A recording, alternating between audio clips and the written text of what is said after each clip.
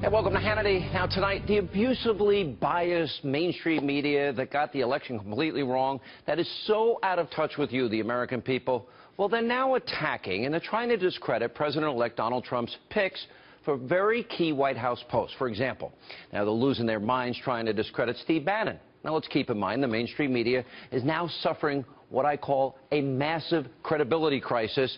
Guess what? They're the ones who wrote off, laughed at, mocked the idea of Donald Trump ever becoming president. So here's my advice to President-elect Donald Trump tonight. When it comes to the media, do not listen to those people that want you to fail. Ignore the haters.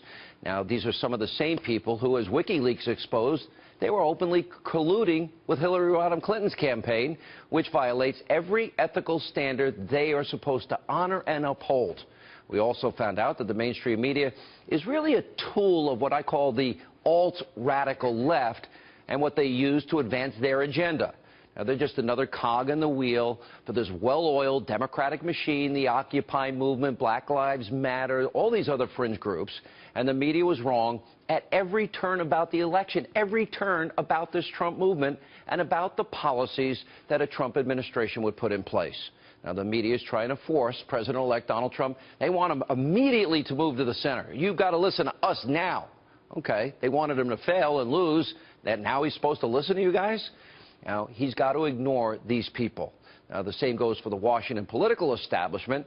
Well, they're going to try and push Donald Trump hard in very different directions because they don't want the real change that Donald Trump's standing for. And Donald Trump, at this moment, I would say, if you'll listen to me, he's got to stick to his promises to you, the American people. Now, just like the media establishment, they said he'd never win and didn't support his campaign. The only thing I would say is this to President-elect Trump. Listen to the will of the American people, those people that went to the polls in record numbers. And it's simple. Just honor your campaign promises. Repeal and replace Obamacare, lower taxes, corporate rate 15%, repatriate multinational corporation profits at 10%. That'll bring trillions into the country. Build the wall you said you'd build. Appoint originalist justices to the Supreme Court. Fix inner cities like you promised, especially on education. Energy independence, to me, will create millions of jobs and the added bonus that we don't get the lifeblood of our economy from countries that hate us. And then, of course, there's drain the swamp, identifying what are our enemies, who they really are, using the term radical Islam, extreme vetting of refugees and immigrants. Stick to the promise. Education back to the states, that might actually help more American kids than any single thing you do. Negotiating free and fair trade. And remember, I say this election is about the forgotten men and women, out of work, in poverty, on food stamps, that can't buy a house, that have found that the rungs to the ladder are gone in terms of climbing out of their situation. And by the way, one quick thing about all these protesters. This is important tonight. You know, I look at all of these people, and they're crying, and they're protesting all around the country, and I think of my grandparents. They came to America, all four of them from Ireland, County Cork, County Down, all four of them. They came here with the most $20 in their pocket. They worked for little money at a time where there was discrimination against Irish Catholics. There used to be signs in Boston and New York, Irish Catholic need not apply.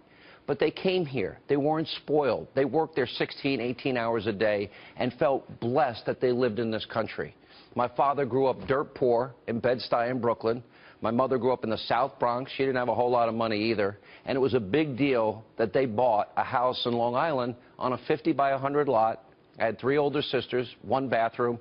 That's basically living hell on earth. But they were proud of their accomplishments. They had built on the dream of their parents. And I stand on their shoulders today as my children now stand on mine. For all of you people whining and complaining, there's a school in New York that's offering pet therapy because the kids are so upset at the election results. Really? Pet therapy? Counseling? All of the... You people need to grow up. You need to go to work. One of the best things I did is wash dishes, cook, bus tables, wait tables, 10 bar, hang wallpaper, paint houses, frame houses, lay tile, and do real work. Maybe you people protesting, it's time to get a job.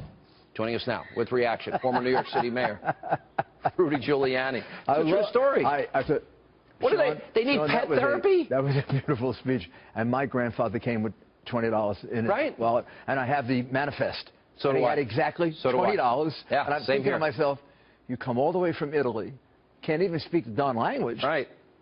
and you have $20 in your wallet. My grandparents spoke the language, but in a funny way. Yeah, right. From Ireland, right? Yeah, in a way that got them no jobs. Right. No. And I'm like, these spoiled brats on college campuses, these kids in elite New York schools, they're bringing in pets and counselors because they're so upset. I have a hard time. I can't conceive it. I've been on a couple of planes. I went out to Los Angeles. I was in Washington, and I've talked to a few people that were anti-Trump, and they'll say, "They're so worried about him." So I was sitting with one, and I said, "Well, what are you worried about?" We're just worried about him. Yeah, exactly. What are you worried about? So I didn't want to give him things to worry about. I didn't want to say, "Well, you're worried about is he going to start a nuclear war?" He said, "I'm just kind of worried about it." I think I talked him off the ledge. You got him off the ledge? I got him. I'm not sure I made him into a Trump supporter. I had a caller to my radio. The guy's not going to commit suicide. I had a caller to my radio show, and he said, "You helped get a racist elected." I said, "Okay, tell me one racist thing he's ever said." Now that is the. And I played Jeopardy music, and he couldn't answer. If there was an unfair criticism of Trump, and there were many, but if there was the most unfair, that was the single most unfair criticism of him. Known the man for 28 years, there is a single prejudicial bone in his body. He evaluates people both from the point of view of work and friendship on the merits. Yeah. You were probably his strongest, best, toughest advocate. Now you're being considered for important jobs. The one I hear most often is Secretary of State. Have you had any conversations with him? I have. And they're between him and me. You're not going to tell me? No, I can't. I can't. I wouldn't. I'd be very honored to serve. Questions, there are always a lot of questions and a lot of issues and a lot of very good people. He's got a lot of good people around him. I think he's handled himself really well since the election, since the day he got elected. And I think that he's going to put together an extraordinary administration of really, really talented people. Do you agree with me that for him to ignore the McConnells, they didn't win this election as much as he did?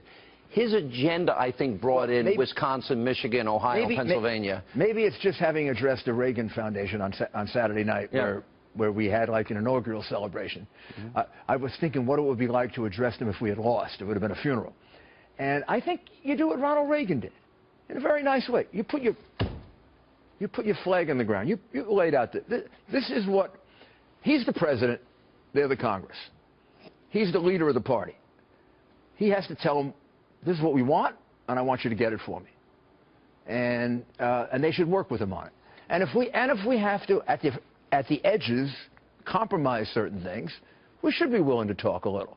But the main program has got to happen. The main program has got to happen. What did Ronald Reagan say? Ronald Reagan said, I'm going to confront the Soviet Union. Well, God darn it, he cut taxes. I'm going to cut taxes. And then he had to make a choice because he said he was going to reduce the deficit. And there was, I just saw a tape of it, and he said, I made that choice. The choice I made was strong national defense instead of the deficit, because I think that's more important for our future. Let me ask you this. We go back, our friendship goes back a long ways when you were the mayor of the city, cleaning up the city, and you did a phenomenal job. I watched it up close and personal.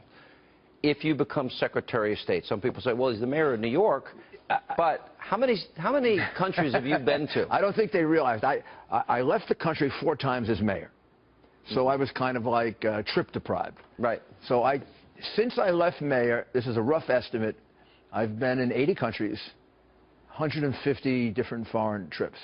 Wow. And a lot of it for different reasons. Speeches, security consulting, where I helped bring down crime. A lot of people saw your expertise. So I brought down crime. Call the president of Colombia. He will tell you I reduced crime. My group did, not me, John Houvain and my entire group. We reduced crime in Cali by 42%. Wow. We reduced crime in Mexico City until the mayor of Mexico City got fired because he was doing too good a job. But that was 12 years ago. Right. So I've been all over the world. I know you've got very close friends in Israel. Honorary knighthood. Yeah, I heard about that. From Great Britain. Yeah.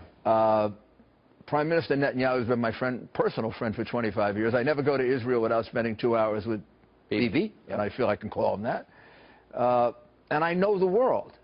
I mean, I've been most of my last 15 years, I've been on an airplane. But you know what I think the world would remember more than anything else? When you were given $10 million and you found out what the person had said about Israel, and you said, take your money back. Also about the United States. That was a big moment. He blamed it on the U.S. foreign policy and Israel. Our support of Israel. Yeah. And I said, take your money back. No, and I called up 5 widows before I did it. Good for you. So it wasn't my money.